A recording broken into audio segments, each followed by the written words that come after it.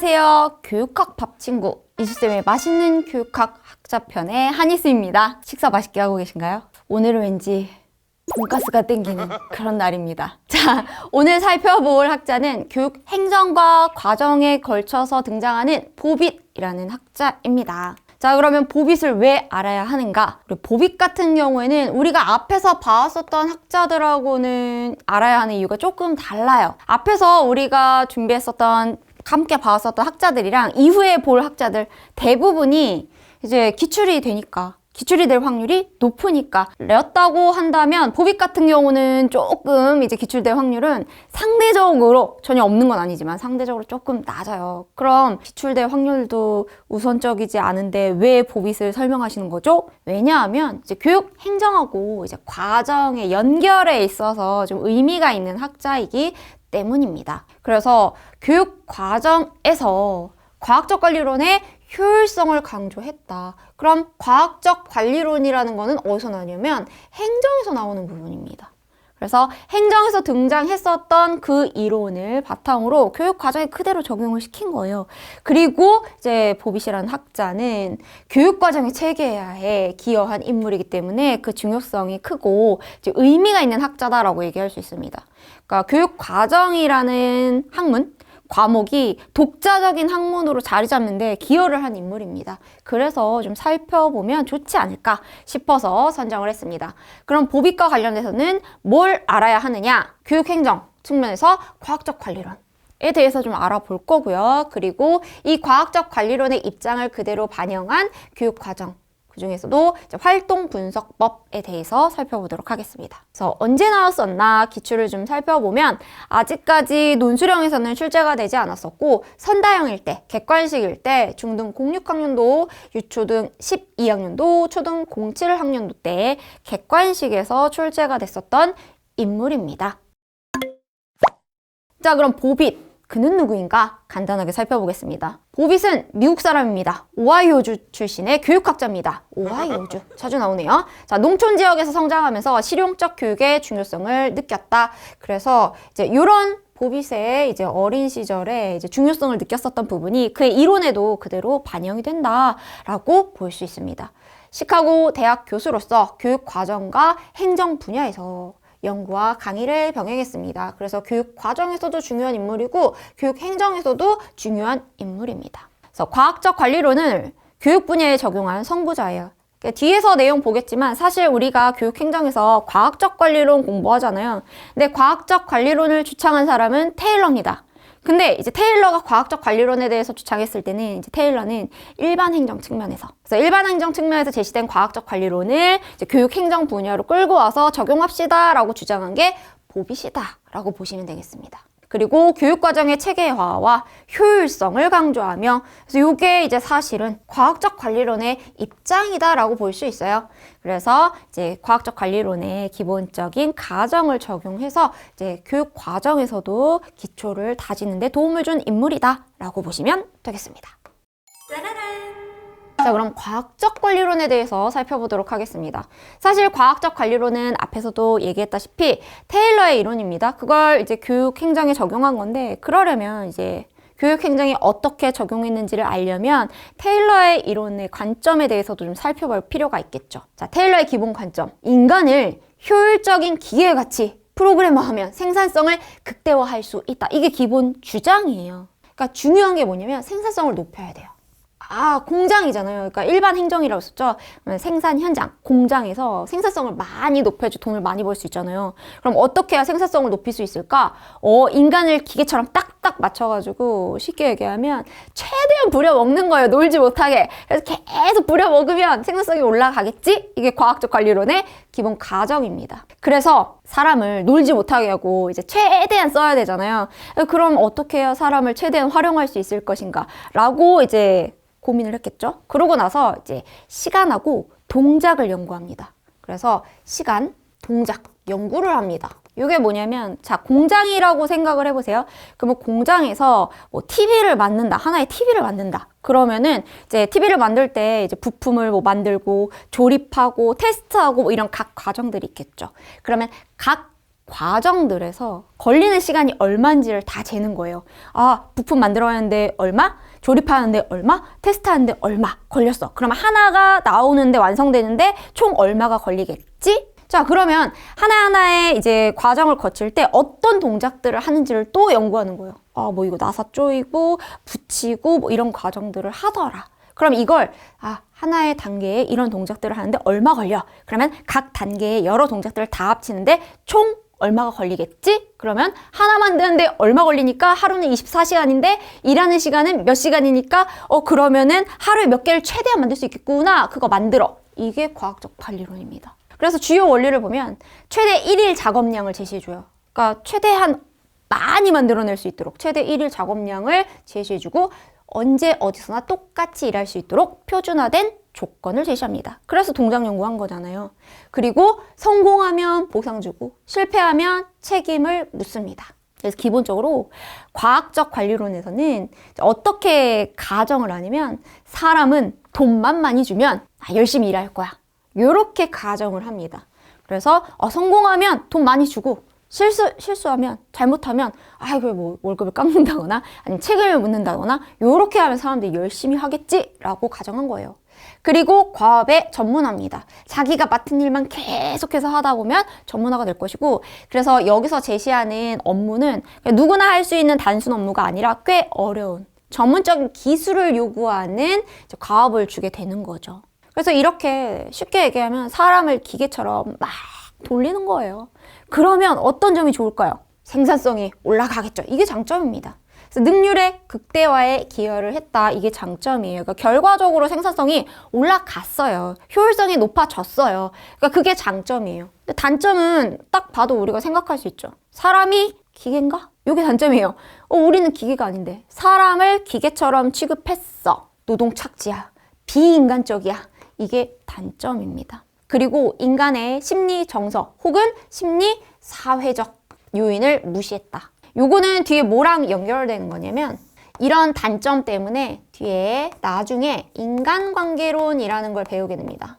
호송 공장의 실험으로 대표되는 인간관계론에서 이 부분에 대해서 이제 딱 캐치를 해가지고 그래 사람들에게는 심리 사회적인 요인이 되게 중요하지 라고 해서 연구를 한 거예요. 그럼 과학적 관리론이 인간의 심리사회적인 요인을 어떻게 무시했느냐? 그러니까 사람이라는 거는 사회적인 동물이잖아요. 그러니까 다른 사람과의 관계, 어떤 관계를 맺고 있느냐? 그리고 내가 어떻게 생각하느냐? 이런 것들이 되게 중요한데 그 부분을 간과했다라는 거죠. 사람이 감정을 가지고 있는 동물인데 그런 부분들 기분 나쁘면 열심히 안 할 수도 있는 거고 기분이 좋으면 더 열심히 할 수 있는 거고 옆에 같이 일하는 사람들이 나랑 친한 사람이면 더 능률이 오를 수도 있는 건데 그런 부분들을 생각하지 못했어. 요게 단점이라고 볼 수가 있습니다. 이런 과학적 관리론의 원리를 이제 학교에 도입합시다 라고 주장한 게 보빗이에요. 그래서 보빗의 과학적 관리론과 교육행정학입니다. 그럼 어떻게 해야 된다? 학교 교육에서도 효율성, 생산성 아주 높여야 됩니다. 아주 높게.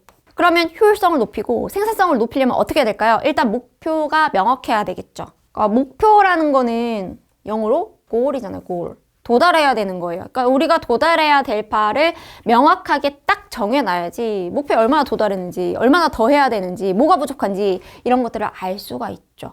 그래서 목표를 명확하게 설정하고 목표 달성을 위한 활동을 체계적으로 조직하고 낭비를 줄여야 된다. 낭비를 줄이고 다 써야지 효율성이 높아지니까. 이게 핵심 개념입니다. 그래서 보빗의 이제 주장의 주요 원리를 좀 보면 이런 것들이 주요 원리예요. 가능한 모든 시간에 교육시설을 활용해야 된다라고 주장을 했습니다. 바꿔서 얘기하면 뭐예요? 노는 공간을 두면 안 된다라는 거예요. 그러니까 우리가 수업을 하는 데 있어서 막 과학실 비었어 지금. 미술실 비었어. 그리고 막 또 다른 과학실, 미술실 수업할 때는 또 뭐 다른 곳이 비었어. 그럼 효율성이 떨어지잖아요. 그러니까 노는 공간 없이 꽉꽉 채워서 쓰자라는 겁니다. 교직원의 작업 능률을 최대한 유지하고 교직원 수를 최소로 감축하자. 불만이 많아요. 우리가 별로 좋아하지 않는 그런 주장입니다. 그래서 이제 교직원 수도 마찬가지예요. 최소의 인원으로 놀지 못하게 최대한 쓸 수 있도록 하자라는 게 주장입니다. 그래서 교육에서의 낭비를 최대한 제거하자. 대부분 주장이 우리가 보기에 좀 그렇게 달갑지가 않아요. 근데 달가운 것도 하나 있습니다. 뭐냐면 교원은 학생을 가르치는 데 전념하고 별도의 행정가가 학교 행정을 책임져야 한다라고 주장하고 있어요. 그게 효율적이다라는 거죠. 그러니까 선생님은 수업만 하고 행정하는 사람은 행정만 해야 효율성이 높아지지, 선생님이 수업도 하고 행정도 하고 그러면 능률이 떨어져라고 주장을 한 거죠. 이게 이제 보빗의 주장입니다. 자, 그러면 이제 교육 과정으로 넘어왔어요. 자, 과학적 관리론의 주장 기억나시죠? 교육에 있어서 뭐가 중요하다? 효율성. 생산성의 극대화, 능률의 극대화 이런 거 되게 강조했잖아요. 근데 그 생각이 교육과정에도 그대로 반영이 됩니다. 교육과정으로 넘어와서 더 커리큘럼. 커리큘럼이 교육과정이라는 뜻이잖아요. 근데 더가 붙고 여기 쌍꺽쇠가 붙었죠? 이건 이제 보빗의 대표적인 저서입니다. 그래서 이제 보빗의 교육과정이라는 저서가 교육과정 분야가 하나의 독립된 학문으로 자리 잡은 계기가 됩니다. 별도의 교육과정이라는 영역을 굳힌 거죠. 그래서 이제 여기에 나타난 보빗의 의견을 좀 견해를 보면 학교는 아동이 성인 세계에 적응할 수 있도록 준비시키는 기관이다라고 주장하고 있어요. 그러면서 뭐라고 얘기했냐면 교육은 성인의 삶을 위한 것이지 아이들을 위한 것이 아니다. 교육의 기본적 책무는 성인기 50년을 위한 것이지 청소년기 20년을 위한 것이 아니다라고 얘기하고 있어요. 그러면 학교에서 교육을 하는 목적이 뭐다? 성인이 되어서 잘 살 수 있도록 준비시키는 게 목적이에요. 그러니까 지금 아이들이 어떤 부분에 관심이 있고 어떤 부분을 좋아하고 어떤 부분에 흥미를 가지고 있는지는 그렇게 중요하지 않다라고 보는 겁니다. 왜? 아이들을 위한 것이 아니래잖아요. 그러니까 성인이 돼서 잘 살 수 있도록. 근데 앞에서 얘기했었죠. 과학적 관리로서 뭐 강조했다? 효율성, 생산성의 극대화, 능률의 극대화. 요거 강조했잖아요. 요게 딱 맞는 거예요. 성인이 돼서 아주 잘 살 수 있도록 하기 위해서 그 가장 효율적인 방법이 뭐예요? 그러면은 어렸을 때 학교에서 그걸 미리 준비시키는 거야. 그러면 어른이 된 다음에 아주 잘 살 수 있겠지. 이게 이렇게 효율적인 방법이 어딨어. 이렇게 주장을 한 겁니다. 근데 이거 딱 보면 누가 되게 싫어했겠다라는 생각 혹시 들지 않으세요? 자, 교육학에서 교육과정 혹은 교육 철학 양쪽에 이제 걸쳐 있는데 이제 아동의 흥미, 필요, 욕구를 굉장히 중요하게 생각하는 사조가 있습니다. 교육 철학의 관점에서 진보주의. 그럼 진보주의 학자들의 그런 철학적인 관점을 받아들인 교육과정, 경험중심 교육과정이죠. 그럼 요 사람들, 진보주의자들, 경험중심 교육과정을 주장하는 사람들은 뭘 중요하게 생각합니까? 아동의 흥미, 필요, 욕구 이런 거 되게 중요하게 생각하잖아요. 그럼 이 사람들이 딱 어떻게 좋아했을까요? 엄청 싫어했겠죠. 그래서 진보주의자들에게 많은 비판을 받았어요. 뭐라고? 아이들의 삶을 위한 것이 아니라고? 아니야. 아동들이 어떤 부분을 좋아하는지 어떤 부분에 흥미를 갖는지 이거 되게 중요한데? 라고 비판했다라는 것도 좀 같이 기억하시면 좋을 것 같습니다. 자, 그러면서 보빗은 활동분석법이라는 이제 교육과정, 과학적인 교육과정 구성 방법을 제시를 합니다. 그래서 교육과정 편성법이라고도 얘기하는데 이 활동분석법 이라는 걸로 이제 교육과정을 구성해야 된다라고 얘기를 한 거예요. 그럼 우리 아직 내용 안 봤죠? 이제 내용 보겠지만 좀 예측을 할 수가 있어요. 자, 활동분석법입니다. 그러면 요거 여기다 뭐 넣으면 이제 이해하기가 쉽냐면 활동을 분석합니다. 활동을 분석해야 된다고 한 거예요. 그러면 누구의 활동이겠어요?